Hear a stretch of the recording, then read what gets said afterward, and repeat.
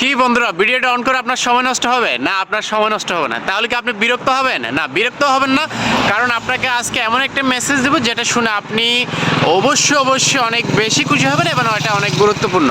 বাংলাদেশ আজকে ঐতিহাসিক একটা রেকর্ড করেছে, ঐতিহাসিক একটা রেকর্ড। বাংলাদেশের মুকুট আজকে উজ্জ্বল করেছে। আজকের দিন, বেসিক্যালি আজকের দিনটা মনে রাখার মতো বাংলাদেশের ইতিহাসে। বাংলাদেশ পাকিস্তান সৃষ্টির শুরু থেকে টেস্ট, আপনারা জানেন বাংলাদেশ টেস্টে একটু দুর্বল, কিন্তু টেস্টের ইতিহাসে বাংলাদেশ কখনো একটা ম্যাচও পাকিস্তান থেকে জিততে পারে নাই, কিন্তু আজকের দিনে তা করে দেখিয়েছে। প্রথম এবং তাদের দেশে, পাকিস্তানের দেশে, তাদের মাঠে 10 উইকেটে প্রায় একটা ইনিংস ব্যবধানে বাংলাদেশ আজকে বিজয় লাভ করেছে টেস্ট ম্যাচ। বন্ধুরা, আপনাদেরকে একটা তথ্য দিয়ে রাখি, বাংলাদেশের ক্রিকেট বোর্ড শুরু হওয়ার থেকে, বাংলাদেশের ক্রিকেট সৃষ্টি হওয়ার পর থেকে বাংলাদেশ এ পর্যন্ত পাকিস্তানের সাথে 10টা ম্যাচে প্রতিদ্বন্দ্বিতা করে, আজকের সহ 11টা হয়েছে।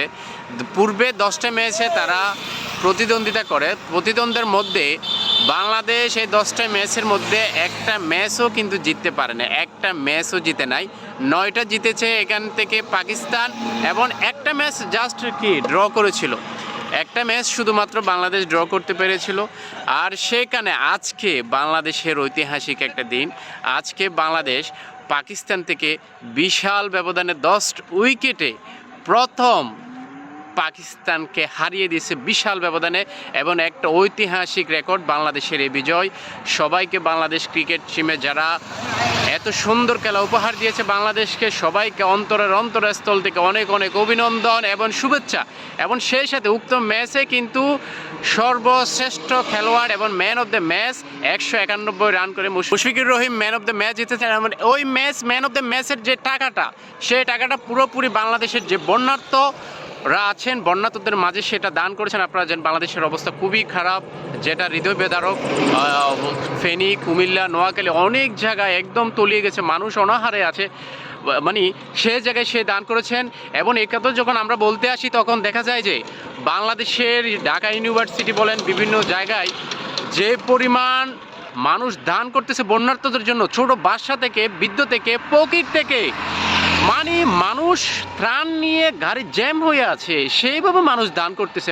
মানুষের মধ্যে দেশ স্বাধীন হওয়ার পরে যে একটা একতা, যে একটা ঐক্যবদ্ধতা, যে একটা মানবিকতা, যে একটা সাহসিকতা, যে একটা সহযোগিতা, মানুষের পর মানুষ যে সহযোগিতা, এইরকম বাংলাদেশ তো আমরা চেয়েছিলাম। এইরকম একটি বাংলাদেশ, এইরকম একটা স্বপ্নের বাংলাদেশ, এইরকম একটি পুরো জাতি, বাঙালি জাতি, ঐক্যবদ্ধ জাতি আমরা চেয়েছিলাম।